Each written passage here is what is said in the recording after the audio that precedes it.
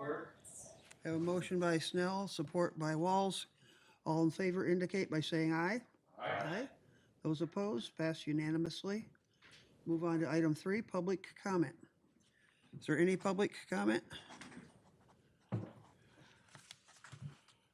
One last time, any public comment? We have no public comment. Move on to committee items. First off, we have the minutes from last month's meeting. Need a motion and support on the minutes?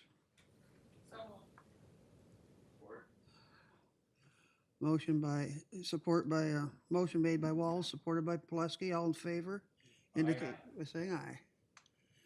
Passes unanimously. We now will move on to appointments.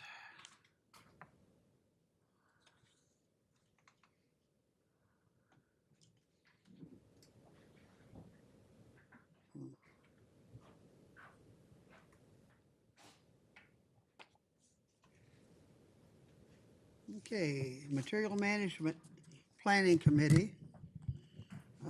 We have 3 positions to fill.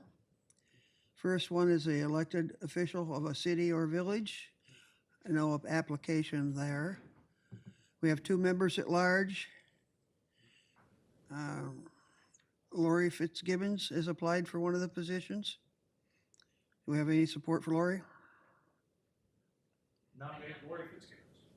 Lori has been nominated by Earl Pulaski, and Walls seconded the motion. All in favor of Lori Fitzgibbons? Aye. Aye. Those opposed, the same. I think we should repost after this for the other member at large. And we'll move on to Employee Retirement Systems. Mr. Chairman, you have a position, Brett Kors, that's applied. You only passed Lori Fitzgibbons. I seen that. I just don't want to fill it today.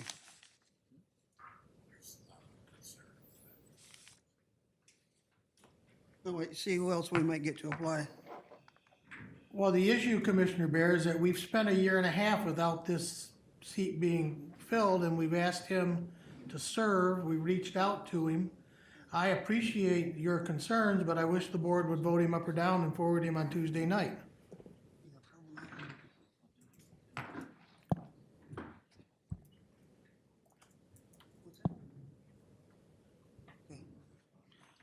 Okay, go back to Material Management Planning Committee. We do have a second member at large. The fellow's name is Brent Kors. Nominated by Snell. We have a second. Okay, we have a nation of Brent Kors. All in favor of Brent Kors? Say aye. Take a roll call. Okay.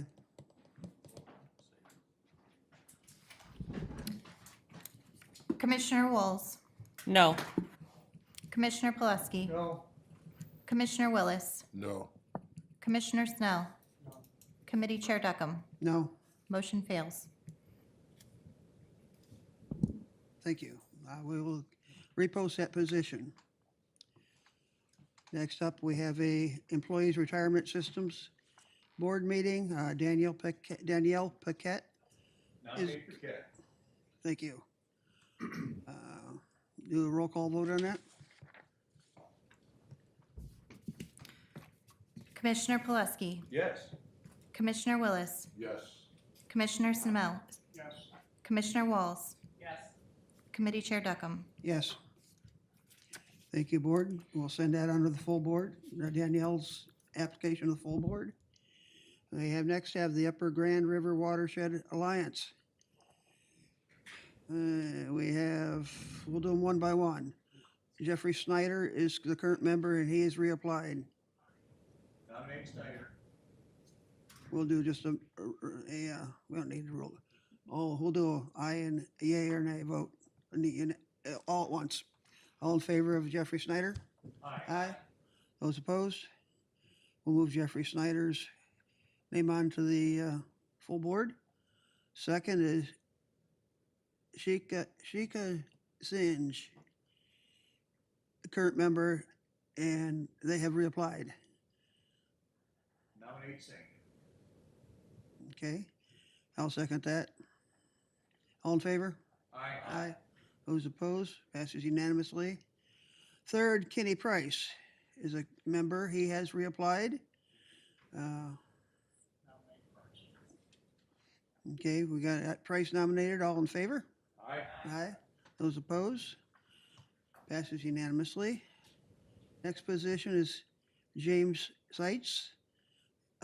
He is current member and he has reapplied. Nominate Sykes. All in favor, Seitz? Aye. Aye. Those opposed? Passes unanimously. Next member is Christy Davis. She has not reapplied. Steve, do you know if she's, She's no longer a city council person. okay, is this, okay, it's just, is, well, it says public seat. Yep. She represented the city is what she did. Okay, and is that mandatory she represents the city? You can pick from the others. Okay. Nominate Kurt Rudolph. Kurt Rudolph, okay. All in favor of Kurt Rudolph? Aye. Those opposed? Passes unanimous. The last position here, Todd Zeller. Todd Zeller has reapplied. I'll nominate him. All in favor? Aye. Aye. Those opposed? Passes unanimously. That's all there is for appointments. Uh-oh.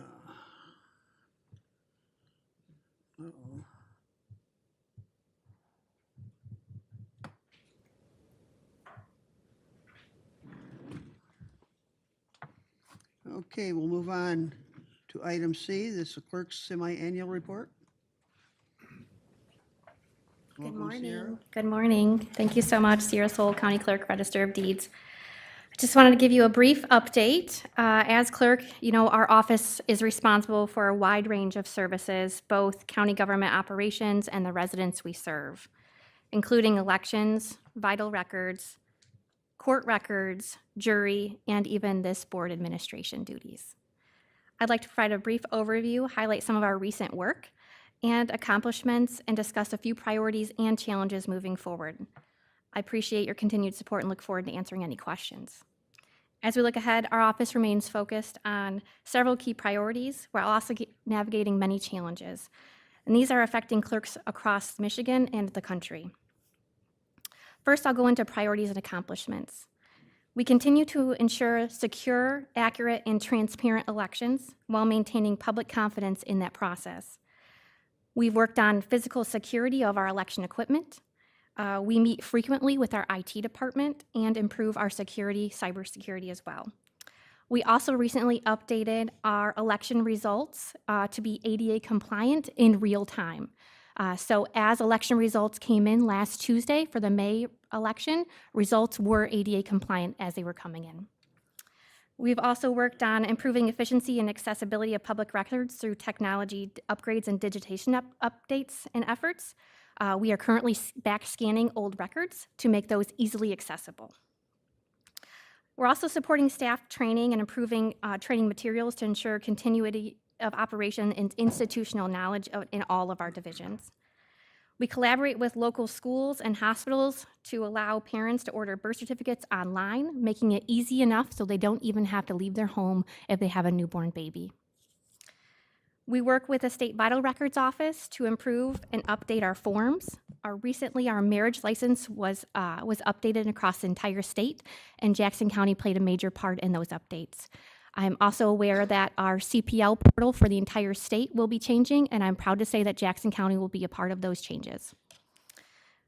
We've recently reduced the number of jurors on call from 370 jurors per week to 270 to align with industry best practices for juror utilization. We also changed our summons from a letter and envelope form to a postcard, so jurors can easily see the information without having to open an envelope. We also now require an ex parte order to obtain jury questionnaires, which reduces copies and reproduction of juror profiles just to protect juror privacy.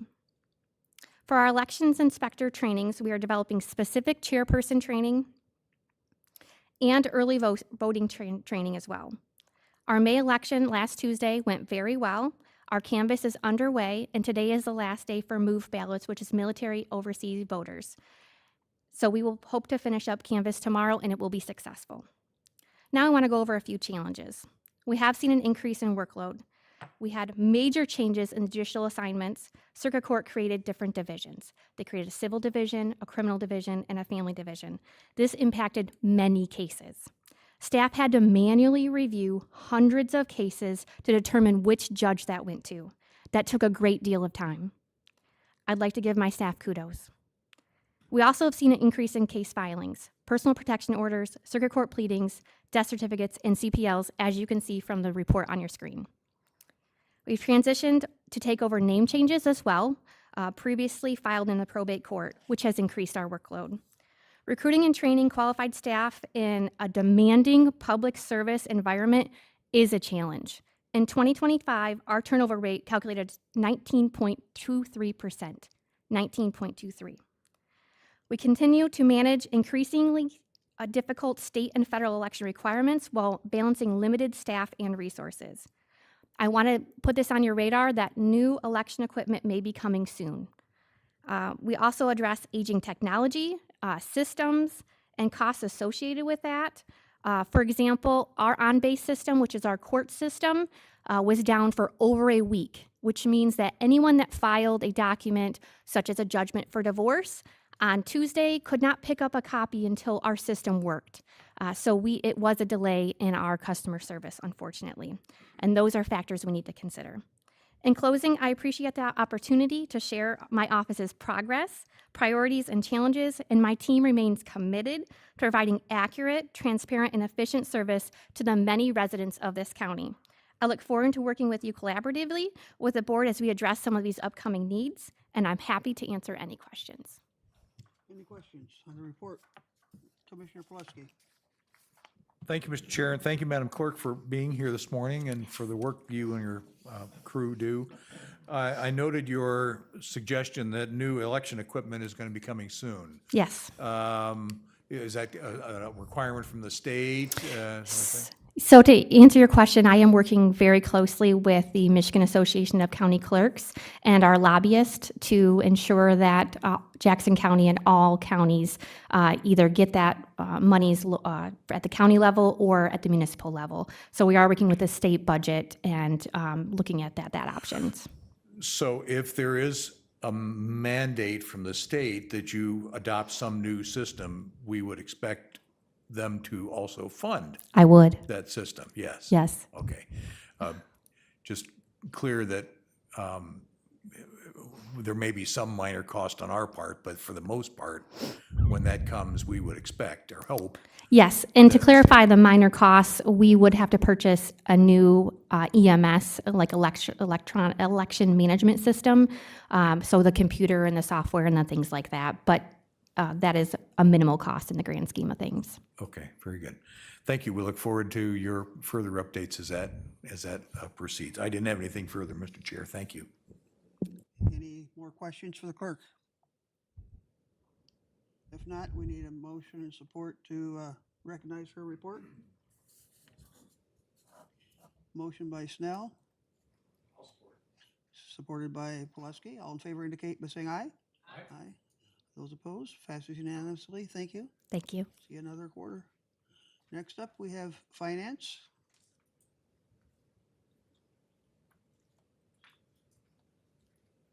Good morning. Good morning. I am here to go over March 2026 financial report. As you can see on the first page, the benchmark for March is 25%, which is 3/12 of a year. The year-to-date expenditure total is at 25%. And we are pretty much the year-to-date 3-year average is 24.9%. So we're right on target, perfect for year-to-date as of March 2026. Our year-to-date revenue percent total is 12.4%, And our year-to-date 3-year average is 11.6, so we're a little bit above our 3-year average for revenue. There are some notes that I do have on the expenditure page where it looks like we may be over budget, but we're really where we need to be for March. For example, there's contract renewals and pretty much that's pretty much it, because we pay for our contracts at the beginning of the year and then it kind of catches up as we go along. Are there any questions on March's financial report? Questions, board?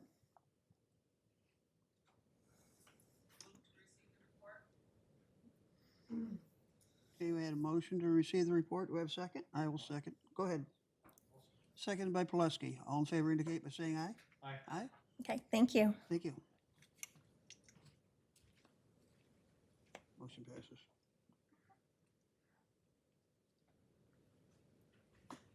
Next, we have IT. Welcome, Ben. Good morning. So first up, I have a change to our telco system.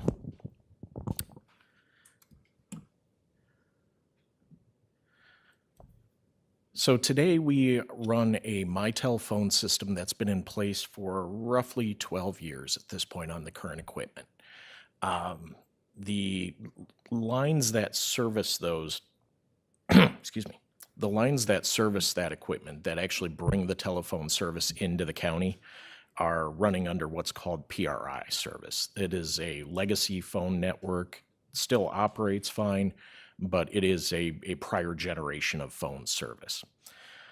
We received notice from our MyTel vendor that our current hardware across the board is going to be end of life, end of support officially in 2028. We sought quotes for what it would take to just do an in-kind replacement of the existing hardware to keep our same solution running. And that cost came in at roughly $36,000. Let me pull it up real quick. Yeah, roughly $38,000 actually. At that point, we went out and took a look at seeing if we could update our existing environment without repurchasing handsets and keep the core of our system pretty well intact, but leverage a new type of technology to get service delivery in at the same time, which is known as SIP, which comes in over the internet. Operationally, it makes no difference between our existing environment, how it operates to an end user, and what the new one looks like. On the back end, it provides us a lot more flexibility. It provides us some options for redundancy and resiliency down the road as we continue to develop our infrastructure. And the price is significantly less than the current delivery structure. Using this solution, we are going to reduce the initial cost of hardware replacement by about $21,000 versus what that original quote looked like. And the Comcast service that's being proposed for this SIP trunking is roughly half the cost of what we pay today for telephone service, which will save us approximately $12,000 a year. Any questions? Questions, board? Do we have a motion? Move to adopt the management recommendation, and I have a question. Okay, go ahead with the question. Let's see. Geez, it seemed like I had a question. This just sounds, the PSB is 16,000 versus the 37,000, 38,000 that you were talking. Yes. Okay. I guess the question is, can we simply approve this? Is this under our, whatever our limited threshold? Yeah. This is actually a single-year contract. The reason why I didn't do a multi-year agreement in this case is one of the advantages of SIP trunking is in the past with the old lines, you paid for the whole line, whether you used it or not. We got a line in or 2 lines in at each building, and each one of those had 23 channels on it. This way of doing it, we're consolidating all of that together, so we're reducing a lot of our unused capacity. However, because it's all distributed out right now, we don't have a really good way of being able to dial it in to get exactly what we need. So we built in a little bit of a buffer into it for this first year. We're going to look at the utilization and then come back with a multi-year contract next year with potentially some more savings. But yeah, the cost total and it being a single year contract, we should be able to move forward.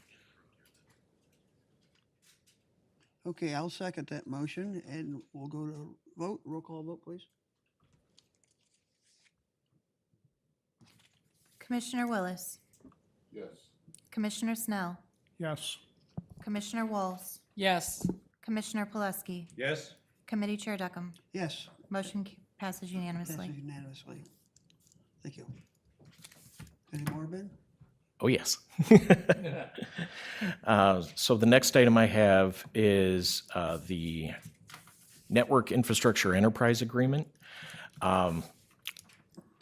The type of network hardware that actually drives our communication structure within our environment and moves data around, all of that hardware is provided by Meraki and Cisco, are the manufacturers of it. They have a licensing component of their system that requires you to maintain an active license, not only to receive software updates and support, but also to continue utilizing the hardware.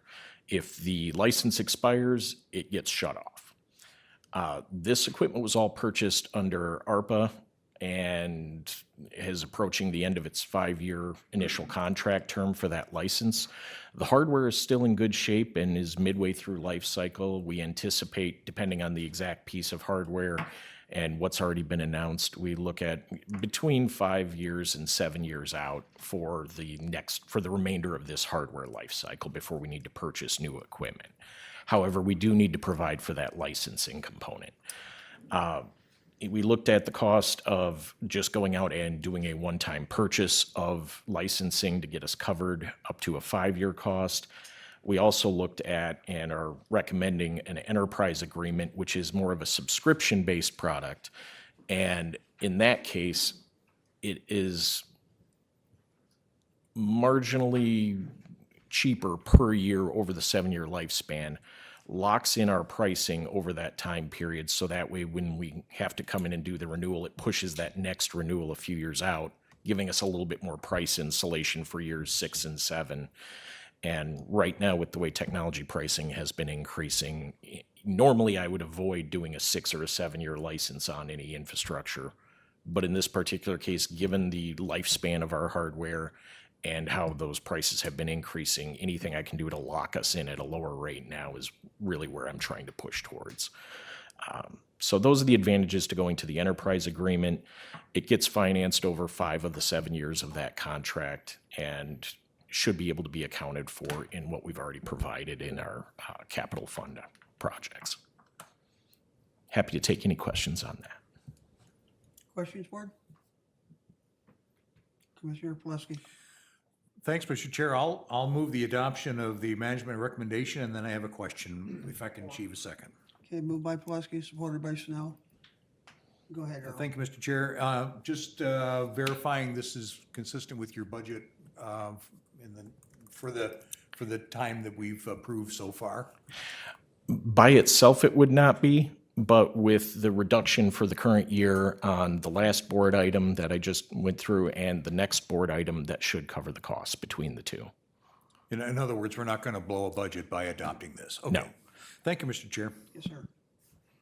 Okay, we have a motion and support. All in favor indicate by saying aye. Aye. Aye. Those opposed, the same. Passes unanimously. Thank you. And the last item I have for today is a lease of fiber technology and equipment.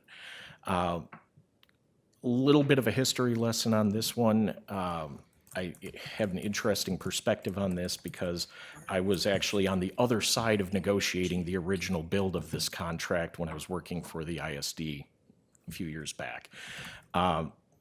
The county had entered into an arrangement with the ISD at that point in time to provide fiber builds and connections to a lot of its outlying buildings.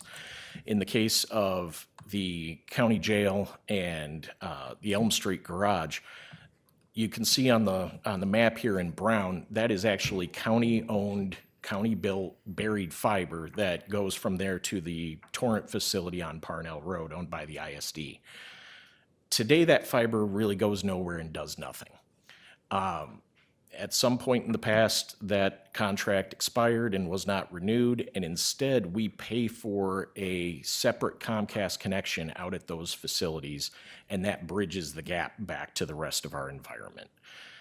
The section in green is existing fiber optic cable owned by the ISD that connects to, again, county fiber that goes into the Human Services building on Lansing Ave. That wire still exists. It's all still there. We reached out to the ISD as we are approaching the end of our Comcast contract this year, which is going to be something I'll be bringing to the board later in the summer. That component of what we pay for right now is just for those buildings connectivity is about $14,364 a year over the last 5 years. The arrangement that I've been able to reach with the ISD and the fiber committee out there, which was just approved Friday morning on their end, so if this committee approves it as well, then by the time we go to the full board, we can get rid of the draft language of the contract and move forward with a fully executable contract. Has a total 5-year cost of $9,500. So the actual savings at that point is about 86% over what we have been paying for it. So also in addition to that, because we will own the rights to use the fiber for a 5-year period, the only thing limiting our speed at that point is what we plug it into on our end. So we're actually able to increase the speed up to 10 times of what we are currently running on with Comcast. So again, there are going to be some one-time costs that'll be involved with turning it back on, relatively minimal. We have to handle a little bit of splicing work. So again, there will be a little bit of one-time costs that'll be just covered in our current supply budget at that point. And then we anticipate that we will be, again, reaping the savings off of that as soon as our contract expires with Comcast later this year. Any questions? Questions? Motion? I'll move the adoption of the management recommendation and admit my gross ignorance in this particular area, but thanks for the savings. We have support by Commissioner Snell. All in favor indicate by saying aye. Aye. Aye. Those opposed, the same. Passes unanimously. Thank you, Ben. Thank you.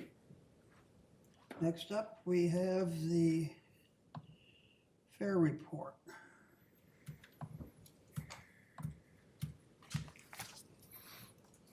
Good morning. Good morning. How are you doing? I'm good. Emily Thomas is on maternity leave, so I'm giving the fair semi-annual report. And I want to introduce Stacy Easter is here with me today. She's recently Stacy Easter, just married a week or so ago, formerly Stacy Curtis. So she's our assistant fair manager and very involved in all things in this report. So I'll give it some highlights here on what's taken place so far in 2026 and then tell you what's to come. So 2026 so far, we've got a couple of events that are fundraisers specifically for the fair. The first is our candlelight concerts that we've been doing downstairs here in the Tower Ballroom. I think it's a great use of the space, a great partnership that we've got with the Jackson Symphony Orchestra. And it's been kind of mutually beneficial for both of our budgets. We've been able to do more things at the fair because of this. So those have been a huge hit. We had four of those concerts actually, two different themes this past January and February with Broadway and Motown. We've got plans to do those again this upcoming fall and winter. So the other fundraiser, of course, is our Southern Michigan Beer Festival, Winter Beer Festival. So this was held March 14th, just before St. Patrick's Day. Attendance was down a little bit this past year, but still a great, healthy event financially for the fair. Specifically, it funds the fair premium account, so it pays out for all the different 4-H premiums for livestock and still exhibits. That's what the proceeds goes towards. So we tried a couple of new things this year. We had a speakeasy lounge in the Tremaine Meeting Room at the American One Event Center. And we had the mobile dueling pianos back again, which has been a hit the last couple of years. Project Red, this is put on by the Jackson County Farm Bureau, but I think this is the 22nd annual, maybe, somewhere around there. But a really great event. It's for all the third graders in Jackson County. Project Red stands for Rural Education Day. So, like I said, all the third graders from the county come and they get to visit different stations and learn all about agriculture and basically where their food comes from and things like that. So I think it's a great partnership and great use of the barns before the fair. A couple of grant applications that we're working on and should hear, I would think this week on the top one here, the Capital Improvement Grant. Every other year, we're eligible to apply for this grant through MDARD. And this year, we applied to make some improvements to the track restrooms, basically. So doing some renovations to the restrooms and taking care of some concrete hazards outside of the restrooms. So either way, we've got plans to make improvements to the concrete with or without the grant, but we're hopeful we can do the full scope. And when we, like I said, we should know here in the next, well, it was early to mid-May, so we're kind of in that time frame, so we should know any day now. We're also looking into another grant through MDARD that we recently learned about to make some improvements to drainage and water infrastructure. So we've been getting some cost estimates and meeting with some folks on potentially that application.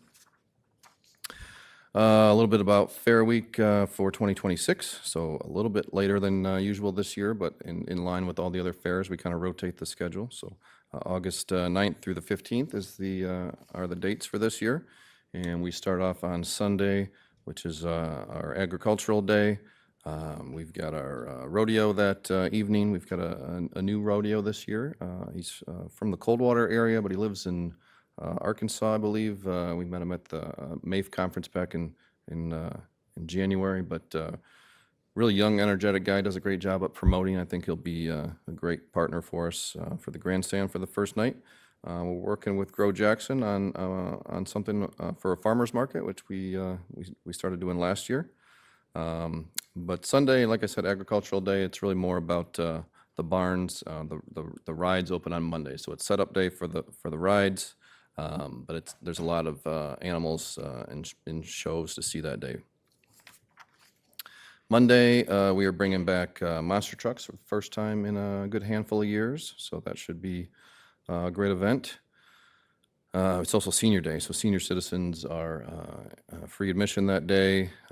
That's the day that the carnival opens. We've got Elvis that day, which is always a great partner with Senior Day. And we'll have entertainment in the beer tent all throughout the week.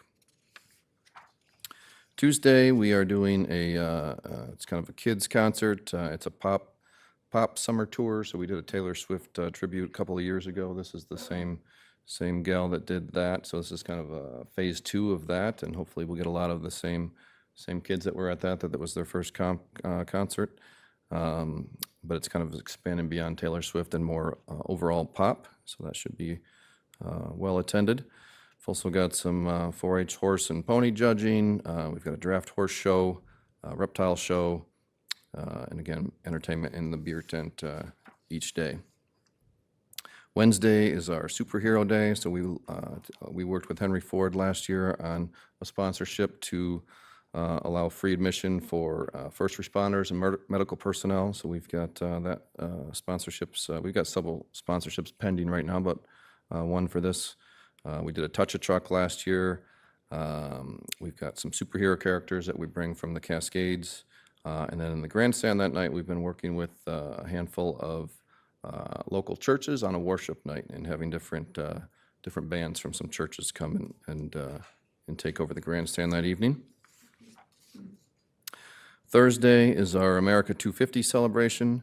I think I'm most excited about this drone show. The first, I think from what I know, I believe this is the first of its kind in Jackson County. So, similar to a fireworks show with lights and choreographed to music, but these are drones. So you can see the image down there with the flag and the 250.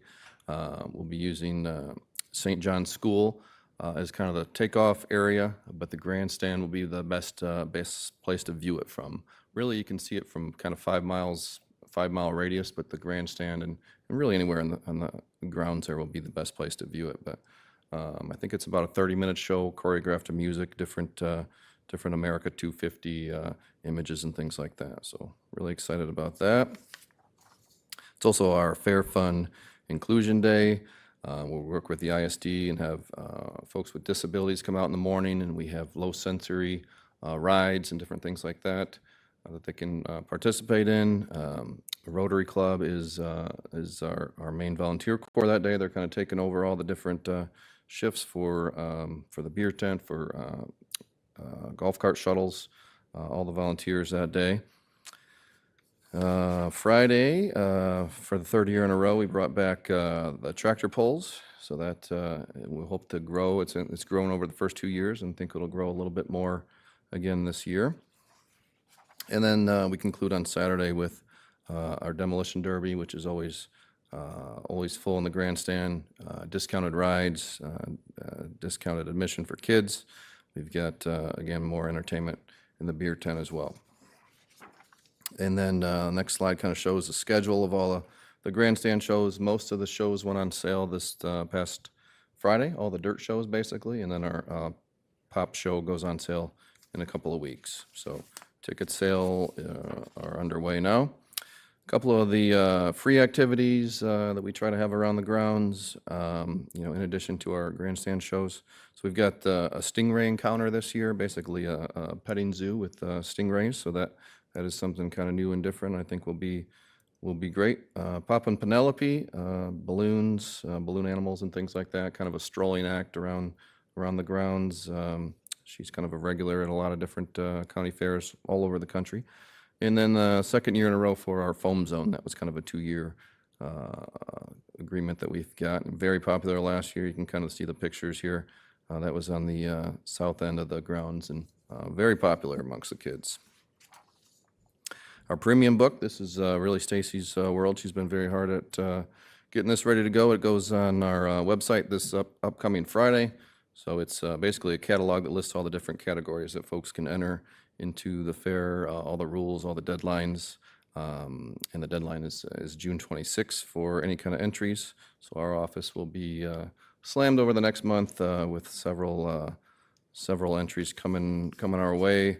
The next slide talks about how many. So last year, 3,625 entries is what we had for the fair. So everything you see down in the Gumper building and over in the barns, that was over 836 different exhibitors. So attendance last year up a little bit from the previous year. So hoping more of the same this year. Always weather dependent and dependent on what we've got going on, but I think we got a good menu of things this year. I think free parking, the next slide, I think that was a huge help last year too.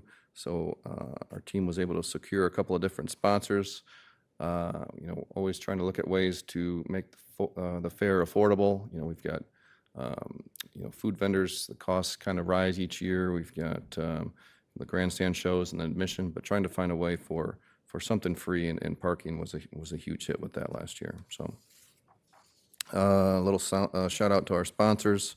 We've got a lot of returning. We mix a few new ones in each year. We've got a lot of requests in right now, but if you've got ideas or leads on sponsors, please share those. That's really how we make the fair possible. And happy to answer any questions. Any questions for the fair? Margie? Thank you, Kyle. I've seen this report once before, but it brings to mind, I forgot to ask at the Parks Board meeting, do we have the flyers or the postcards out? I come every year and get a packet to take to each of my townships, so I'm wondering if those are available for pickup yet? What's on the flyers? Is it? The flyers are just the fair flyers, just the basic brochure. And then the parks is usually a postcard that lists the date of all of the free events around town. like at the Those Cascades? are available. The brochures for the fair, more towards the end of June, I would Okay. say, once our schedule gets solidified. But we do have the ones for the event center with all the public events listed. Okay, and does that include the Cascades events as well? We've got our summer Rotary band shell concert schedule out now, and our Cascades Wednesday night entertainment band schedule's out Okay. just in the last week or so. Yep. Okay, thank you. Yep. Any further questions for the fair? Need a motion to receive and support? Support? We have a motion and support.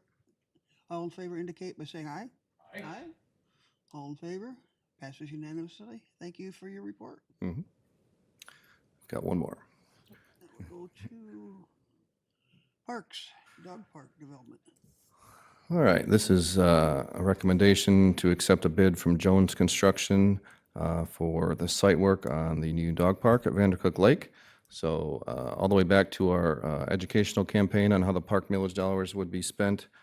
We talked a lot about playgrounds and playground safety, and we've replaced 7 playgrounds at this point, renovated 13 different playgrounds. We've improved boat launches and kayaks launches and things like that. A lot of trail maintenance. So we've been checking off all the boxes that we said we would do. And kind of one of the last remaining items is development of a community dog park. So that's something that we talked about in that campaign.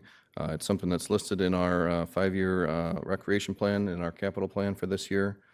So we've been working with the park board on different options for design and location. So we kind of finalized at that level.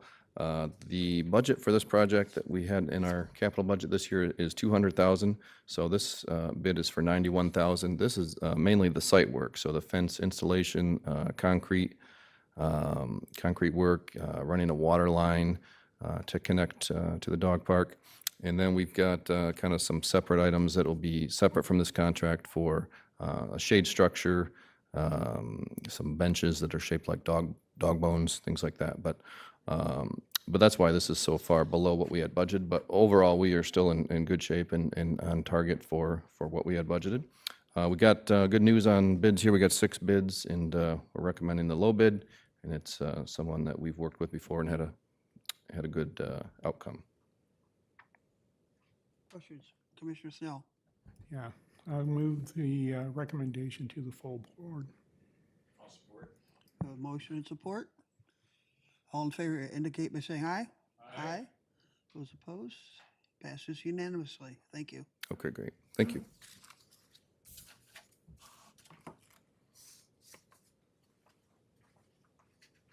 Thank you, Kyle.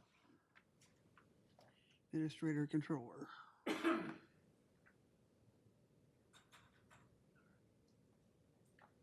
We have policies.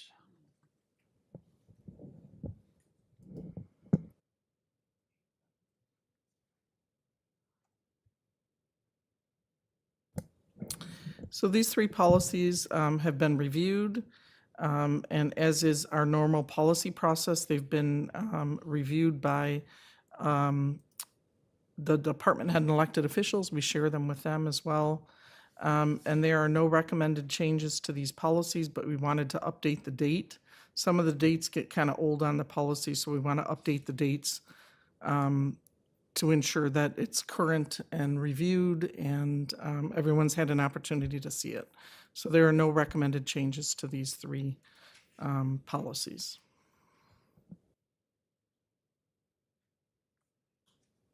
What do you mean by that? I didn't hear some of it. So the policies are still in line with either applicable laws or union policies or the non-union handbook. So we review them. But like, for example, policy 3235, it was last reviewed in 2008. So we just want to update the date to show that it's been looked at. It is still applicable and still current to applicable laws, collective bargaining agreements, and our non-union handbook. So we just want to update the date to make sure that it reflects that it has been reviewed recently. Does that make sense? Okay, we need to motion and support that we reviewed them. And they were left alone. Okay, we have a motion by Snell, Pulaski, seconded by Snell. All in favor indicate by saying aye. Aye. Those opposed, the same. Passed unanimously. Item K.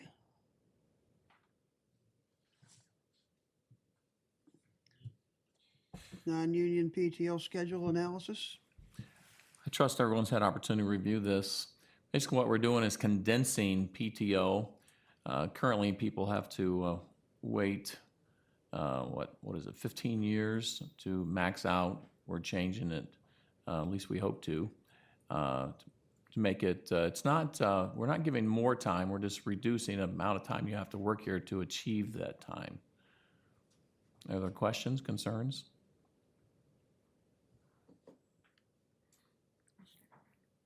Question, Commissioner Pulaski?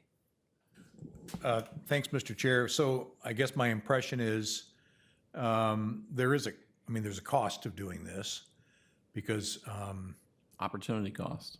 there's an opportunity cost, all right. Because we're basically, at an earlier date, you would qualify for more paid time off. I guess the opportunity cost is offset by the potential for attracting employees to the county, which apparently is somewhat difficult. So I'm good with moving the staff recommendation and hope I can achieve a second. Motion by Pulaski, supported by Snell. All in favor indicate by saying aye. Aye. Aye. Those opposed, the same. Passes unanimously.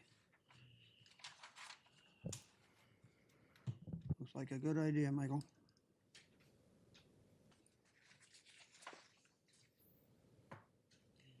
Okay, we move on to the next item. Community Development Block Grant application.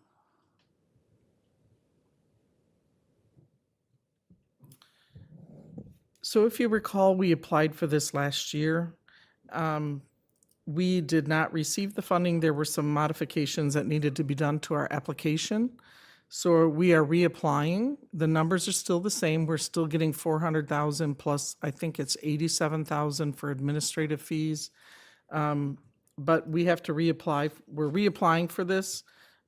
We went through the motions last year. It successfully passed. And upon approval, we will be coming before you again to ask for a third-party administrator who will be overseeing the grant for us. There are some modifications to the grant application because they had questions on our first application last fall. So there is some changes to the grant application based on what the feedback they gave us at CDBG.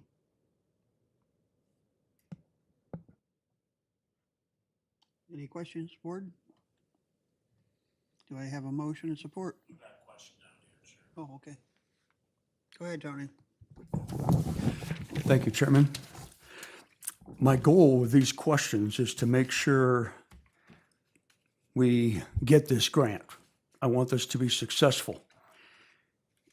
So my questions are all related to making sure this is a success. So please don't misinterpret what I'm saying as objections to this, because I'm 100% in favor of it. First item, if you look at the resolution says that we are going to follow the county's 2021-2025 edition of the Region 2 Economic Development District. If we're my question here, I want to make this successful. Is there a current 2026 plan that we can refer to instead of telling the state that we're going to refer to a one-year outdated plan? That's my first question. I'm not going to make a motion on that. I want everybody to think about this and can we improve this resolution? The second part of the resolution, or the second question on the resolution, the fourth bullet point, whereas the commission and county affirm that all activities activities to take for the purpose of providing and for improving permanent residential structures. I did not understand that we were going to be providing homes to homeless persons. They were only going to be giving out grants and loans to upgrade owner-occupied buildings. So I see a problem here that if we look at page 10 of this application, it disagrees with page 3 of our application and page 2 of the supplement. Page 10 of the application definitely talks about provide and install, providing and improving housing. Well, again, we're not going to be providing housing. On page 3 of the application, box 4, the anticipated impact of the proposed CDBG funding will allow us to assist our homeowners. So this specifies that you're already owning the home, and we're not dealing with homeless persons. And page 2 of the supplement again talks to eligible applicant properties, owner occupied. So we're not going to be providing a home to homeless people. So we've got page 10, page 3 that disagree, and also page 2 of the application that disagree. I'm not sure how we can handle this. I'm just asking, let's look at this and make sure that this can be very, very successful.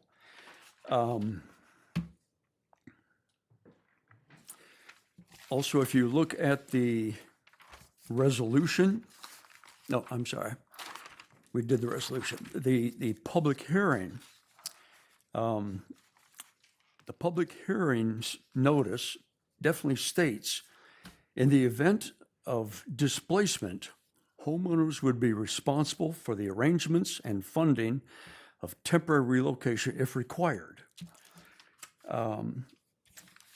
Go to page 9 of our proposal. And page 9, subparagraph C, we have to include plans to minimize displacement and provide benefits to displaced persons. So our public notice says we don't have to provide anything to displaced persons, but our application says that, yes, we do need to provide money if persons are displaced. I don't have an answer for what to do that. I would like people to consider this and to improve our chances of approval, make sure we don't have any conflicts. On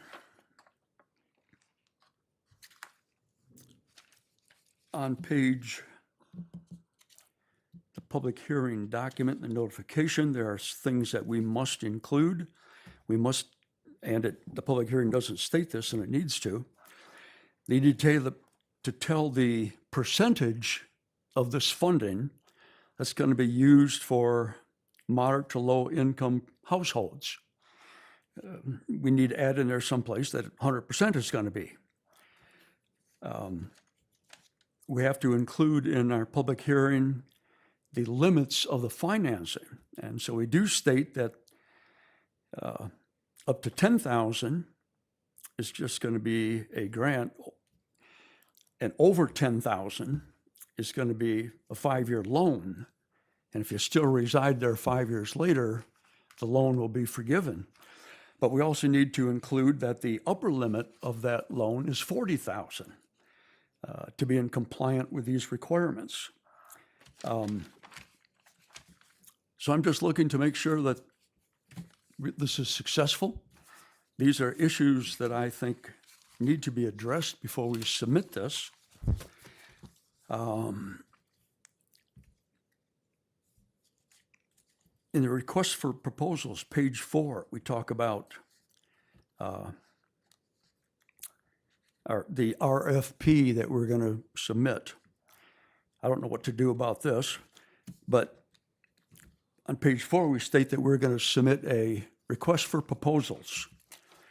But then on pages 3, we talk about, we anticipate the Community Action Agency will be selected. On page 5, we talk about the Community Action Agency being selected. On page 6, we anticipate the Community Action Agency will be selected. Same thing on page 7. So we've got multiple references in here where we state that we expect Community Action Agency will be our agent.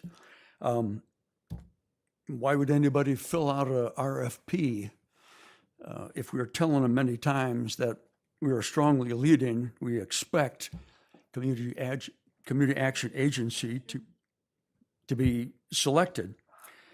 Also, it's mandated that the application must include a copy of our procurement policy. That's on page 11, section 4. So to make sure this is accepted, we need to assure we're getting our procurement policy attached to it. So those are my comments, and I'm looking for people to help me come up with a resolution for these to assure we get success. Okay, we got our job right here is to pass it forward or not. You can talk to the administration if you have questions. I'm sorry, I can't hear you, Phil. Is your microphone on?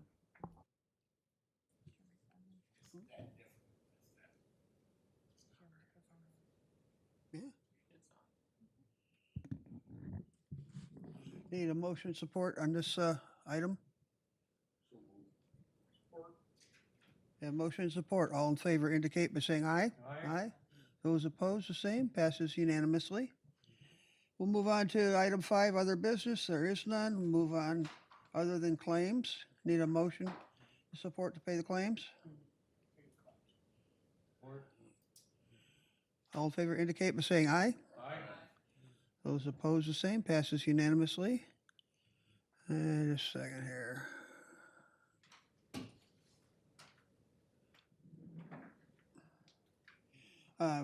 We return to public comment. Any public comment? No public comment. Committee member comment?